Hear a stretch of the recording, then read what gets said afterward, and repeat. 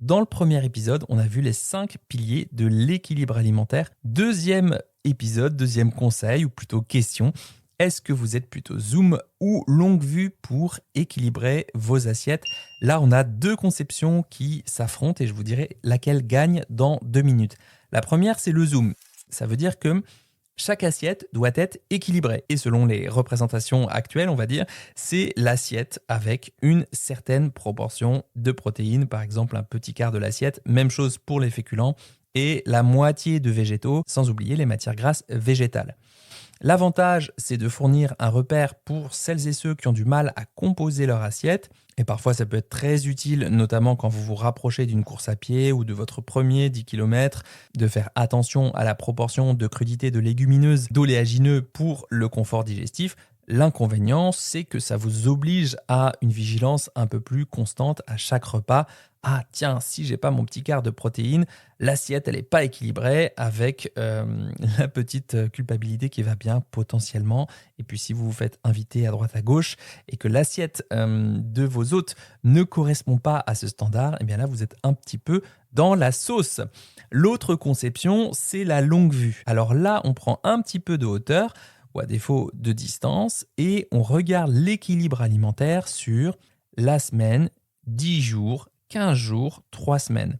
L'avantage, c'est que ça permet la flexibilité, d'inclure plus de contextes sociaux, genre, allez, la pizza du vendredi soir et le déjeuner traditionnel des familles avec entrée, plat, fromage, dessert, sur ma semaine, sur mes 21 repas, eh bien en fait j'en ai plutôt 18, 19 qui sont assez équilibrés, ou peut-être même déjà 15, c'est super top. Et le reste, c'est pas si déconnant. C'est même assez équilibrant en fait pour moi. L'inconvénient, ça peut être de minimiser ces apports énergétiques, de faire une petite amnésie sélective de ce qu'on mange. En tout cas, je le vois en consultation, en début de suivi notamment. J'utilise un carnet d'observation alimentaire pour vraiment partir du réel, tout le réel, mais que le réel. Ça permet vraiment de prendre une photographie à l'instant T de ce que vous mangez, comment vous le mangez, au niveau de vos manières de table et de vos sensations alimentaires. Alors la conception qui gagne, je dis vraiment entre guillemets, c'est plutôt la seconde à mon sens, et je vais vous expliquer pourquoi. Parce qu'elle correspond un peu mieux à ce qu'est vraiment l'alimentation. L'alimentation, c'est un flux d'aliments, d'énergie, de nutriments, de plaisir et de textures et de sensations variées qui nous traversent. C'est vraiment l'idée d'un continuum et ça s'apprécie sur le moyen ou sur le long terme, sauf si vous préparez bien sûr une compétition de bikini fitness dans 3 semaines ou que vous courez une course de 100 km après-demain, bien entendu. Cette approche de la longue vue, elle offre plus de souplesse et évite la pression de chercher la perfection à chaque assiette. Hashtag charge mentale aussi.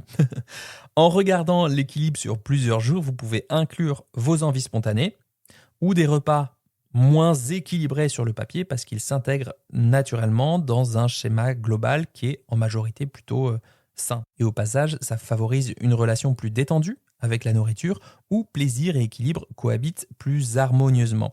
En tout cas, c'est ce que j'observe en consultation, mais si pour vous, faire une assiette équilibrée avec telle ou telle proportion de macronutriments, protéines, lipides, glucides à chaque repas, eh bien ça vous aide, ça ne vous met pas de pression supplémentaire et que ça vous permet de manger plus équilibré dans le temps, voire de gagner en cohérence dans vos journées, eh bien vraiment, je n'ai rien d'autre à ajouter. Gardez ce qui vous réussit à vous.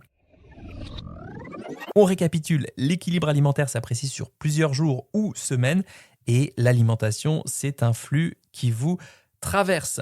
Allez, demain on passe au 3e conseil et on parle concrètement de ce qu'on met dans cette fameuse assiette équilibrée.